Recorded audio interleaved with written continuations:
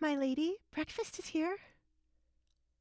Alessandra tossed in her bed, hearing someone's voice outside of her room and the 3 knocks that followed after. How on earth is it morning already? I was just eating dinner, she grumbled, stretching her body as she woke up. Alessandra stared at the ceiling when she opened her eyes. Today was the day for her life to possibly change. My lady? Kate's here, Alessandra realized. Normally, the person who delivers her food would just knock and leave quickly out of fear.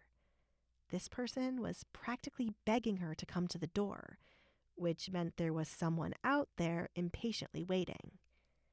Kate's curiosity about what Alessandra spoke about with the Duke must have been bothering her all night long.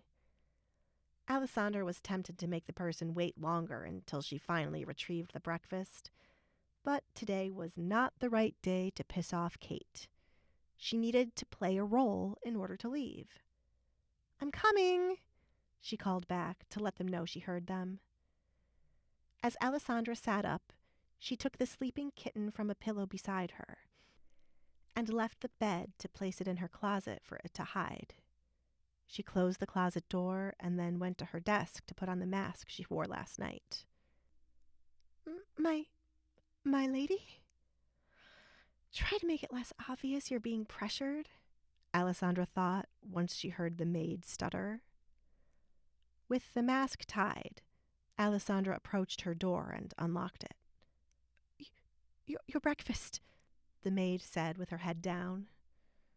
Alessandra looked down at her breakfast, which wasn't in the maid's hands, but placed on the floor. Thank you. She went down to pick it up herself, but as her hands neared the floor, a shoe appeared from the left to pin down her left hand. Good morning, sister.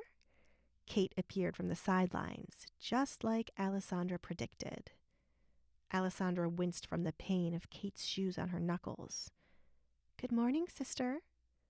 Run along, Kate ordered the maid. She was highly annoyed that she had to wait outside of Alessandra's bedroom for so long. If only she had the spare key her father took away.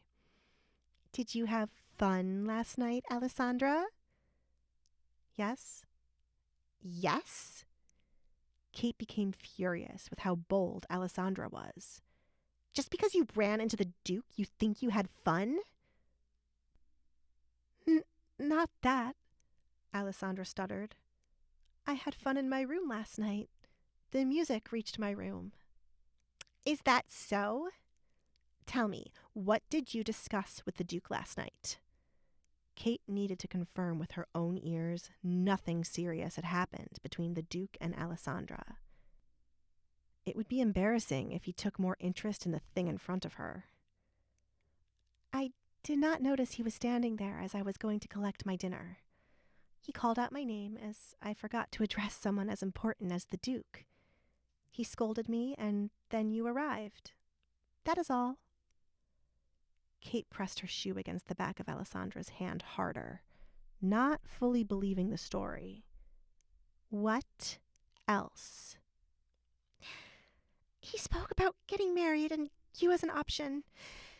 Nothing more, I swear, Alessandra cried out from the pain. Kate lifted her foot. It made more sense Edgar would speak about her, but why on earth was he playing so hard to get last night when the two of them walked back into the party?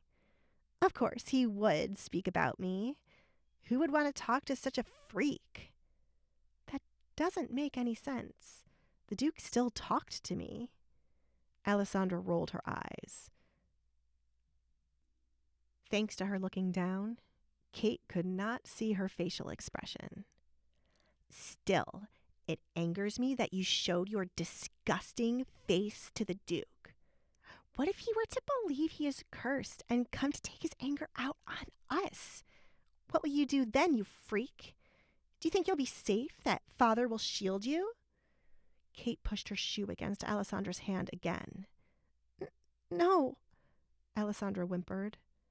Then stay in your bedroom. Kate! Desmond exclaimed upon seeing his youngest daughter hurting his oldest. "Stop it right this instant."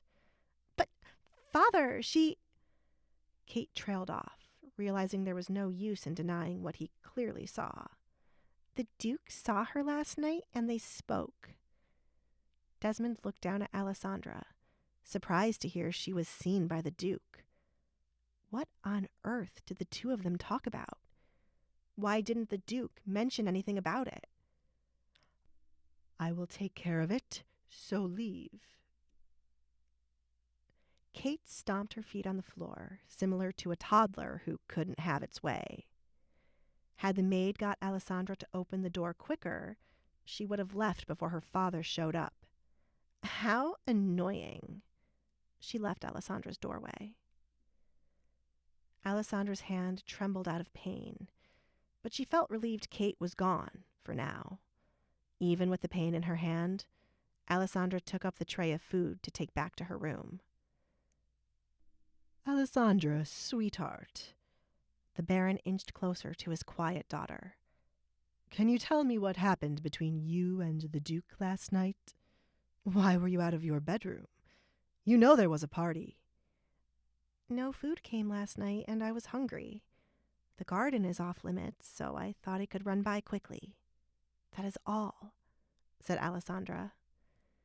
Desmond understood that, but still, this was the Duke they were talking about. Many people believed the rumor about her cursing someone and making them die, all because of a coincidence. "What did you talk about?" Alessandra kept her head down low and said, "He only wanted to make sure he could smoke there, and talked about Kate as a marriage candidate."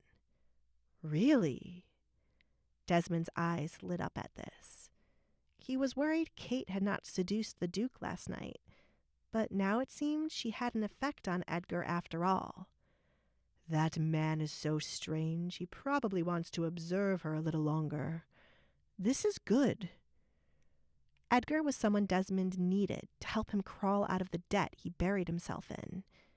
It wasn't easy to live as grand as he used to, with his finances decreasing over the years.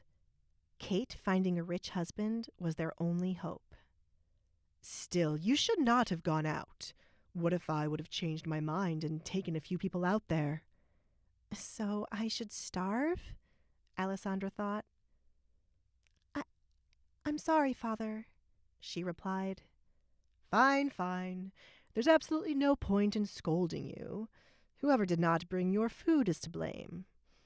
I'm sorry about what Kate did, but she's just looking out for us. Edgar is someone who can easily ruin us," said Desmond. He was worried, but since Edgar mentioned nothing, meant that Alessandra had not offended him.